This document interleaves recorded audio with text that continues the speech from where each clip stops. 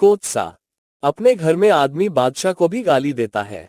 एक दिन मैं अपने 2-3 मित्रों के साथ बैठा हुआ एक राष्ट्रीय संस्था के व्यक्तियों की आलोचना कर रहा था।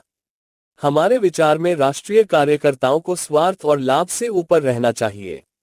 ऊंचा और पवित्र आदर्श सामने रखकर ही राष्ट्र की सच्ची सेवा की जा सकती है। कई व्यक्तियों के आचरण ने हमें क्षुब्ध कर दिया था और हम इस समय बैठे अपने दिल का गुबार निकाल रहे थे। संभव था उस परिस्थिति में पड़कर हम और भी गिर जाते, लेकिन उस वक्त तो हम विचारक के स्थान पर बैठे हुए थे और विचारक उदार बनने लगे, तो न्याय कौन करे? विचारक को ये भूल जाने में विलंब नहीं होता कि उसमें भी कमजोरियां हैं और उसमें और अभियुक्त में केवल इतना ही अंतर है कि या तो विचारक महाशय उस परिस्थिति में पड़े ही नहीं, या पढ़कर भी अपनी चतुराई से बेदाग निकल गए। पद्मा देवी ने कहा, महाशय का काम तो बड़े उत्साह से करते हैं, लेकिन अगर हिसाब देखा जाए तो उनके जिम में 1000 से कम न निकलेगा। उर्मिला बोली, खैर को तो क्षमा किया जा सकता है। उसके बाल बच्चे हैं, आखिर उनका पालन पोषण कैसे करे? जब वो 24 घंटे सेवा कार्य ही में लगा रहता है तो उसे कुछ न कुछ तो मिलना ही चाहिए। उस योग्यता का आदमी 500 रुपये वेतन पर भी न मिलता।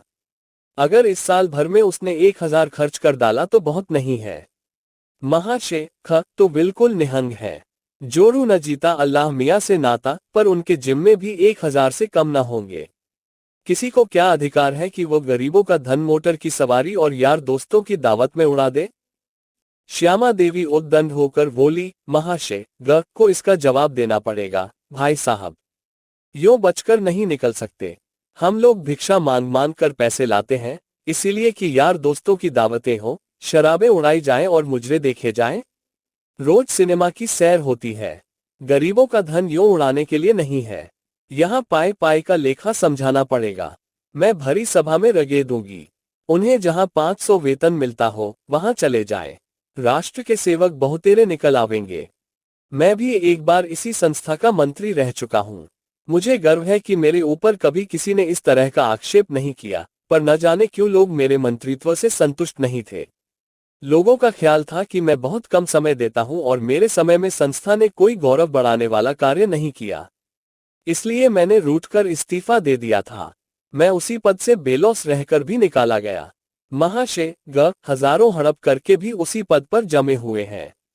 क्या यह मेरे उनसे कुन्ह रखने की काफी वजह न थी? मैं चतुर खिलाड़ी की भांति खुद तो कुछ न करना चाहता था, किंतु पर्दे की आड़ से रस्सी खींचता रहता था। मैंने रद्दा जमाया, देवी जी आप अन्याय कर रही हैं। महाशय से ज्यादा दिलेर और उद्धरण। उर्मिला ने मेरी बात काटकर कहा, मैं ऐसे आदमी को दिलेर नहीं कहती जो छिपकर जनता के रुपए से शराब पिए।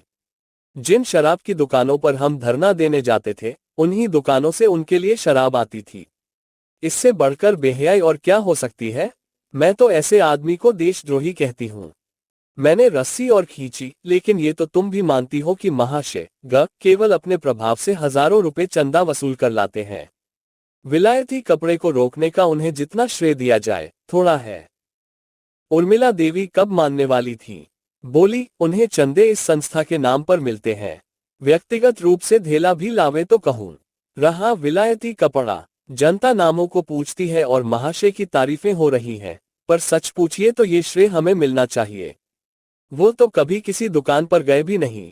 आज सारे शहर में इस बात की चर्चा हो रही है।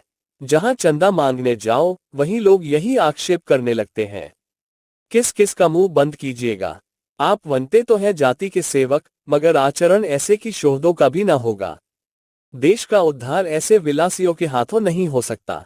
उसके लिए सच्चा त्याग होना चाहिए। यही आलोचनाएं हो रही थी कि एक दूसरी देवी आए, भगवती। बेचारी चंदा मांगने गई थी। थकी मांदी चली आ रही थी। यहाँ जो पंचायत देखी तो रम गई। उनके साथ उनकी बालिका भी थी, कोई 10 साल उम्र होगी। इन कामों में बराबर माँ के साथ रहती थी। उसे जोर की भूख लगी हुई थी। घर की कुंजी भी भगवती देवी के पास थी। पति देव दफ्तर से आ गए होंगे। घर का खुलना भी जरूरी था, इसलिए मैंने बालिका को उसके घर पहुंचाने की सेवा स्वीकार की। कुछ दूर चलकर बालिका ने कहा, आपको मालूम है महाशय शराब पीते हैं? मैं इस आक्षेप का समर्थन न कर सका। भोली भाली बालिका के हृदय में कटुता, द्वेष और प्रपंच का विष बोना मेरी ईर्ष्यालु प्रकृति को भी रुचिकर न जान पड़ा। जहां कोमलता और सारल्य, विश्वास और माधुर्य का राज्य होना चाहिए, वहां कोत्सा और क्षुद्रता का मर्यादित होना कौन पसंद करेगा? देवता के गले में कांटों की माला कौन पहनाएगा? मैंने पूछा, तुमसे किसने कहा कि महाशय शराब पीते हैं? उद्धरण। वाह, पीते ही है, आप क्या जाने? तुम्हें कैसे मालूम हुआ? सारे शहर के लोग कह रहे हैं। शहर वाले झूठ बोल रहे हैं। बालिका ने मेरी ओर विश्वास की आंखों से देखा। शायद वो समझी मैं भी महाशय के ही भाई बंदों में हूं। आप कह सकते हैं, महाशय शराब नहीं पीते? हाँ, वो कभी शराब नहीं पीते। और महाशय ने जनता के रुपए भी नहीं उड़ाए? ये भी असत्य है। और महाशय मोटर पर हवा खाने नहीं जाते? मोटर पर हवा खाना कोई अपराध नहीं है। अपराध नहीं है राजाओं के लिए, रईसों के लिए, अफसरों के लिए, जो जनता का खून चूसते हैं। देशभक्ति का दम भरने वालों के लिए वो बहुत बड़ा अपराध है। लेकिन ये तो सोचो, इन लोगों को कितना दौड़ना पड़ता है। पैदल कहां तक दौड़े? बैलगाड़ी पर तो चल सकते हैं। ये कुछ बात नहीं है। ये लोग शान दिखाना चाहते हैं, जिसमें लोग समझें ये भी बहुत बड़े आदमी हैं। हमारी संस्था गरीबों की संस्था है। यहाँ मोटर पर उसी वक्त बैठना चाहिए जब और किसी तरह काम ही न चल सके, और शराबियों के लिए तो यहाँ स्थान ही न होना चाहिए। आप तो चंदे मांगने जाते नहीं। हमें कितना लज्जित होना पड़ता है, आपको क्या मालूम? मैंने गंभीर होकर कहा, तुम्हें लोगों से कह देना चाहिए, ये सरासर गलत है। हम और तुम इस संस्था के शुभचिंतक हैं। हमें अपने कार्यकर्ताओं का अपमान करना उचित नहीं। हमें तो इतना ही देखना चाहिए कि वे हमारी कितनी सेवा करते हैं। मैं यह नहीं कहता कि ग में बुराइयां नहीं हैं। संसार में ऐसा कौन है जिसमें बुराइयां न हो? लेकिन बुराइयों के मुकाबले में उनमें गुण कितने हैं, ये तो देखो। हम सभी स्वार्थ पर जान देते हैं, मकान बनाते हैं, जायदाद खरीदते हैं, और कुछ नहीं तो आराम से घर में सोते हैं।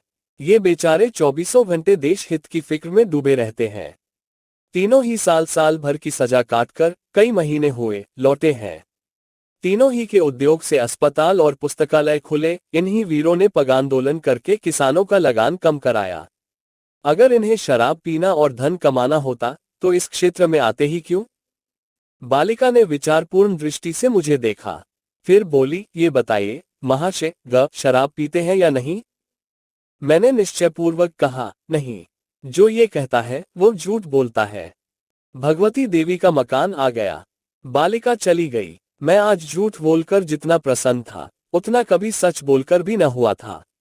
मैंने एक बालिका के निर्मल हृदय को कोत्सा के पंख में गिरने से बचा लिया था। कहानी समाप्त हुई। आपको कैसी लगी? कमेंट करें, लाइक या अनलाइक करें, दोस्तों को शेयर करें, चैनल सब्सक्राइब करें। धन्यवाद।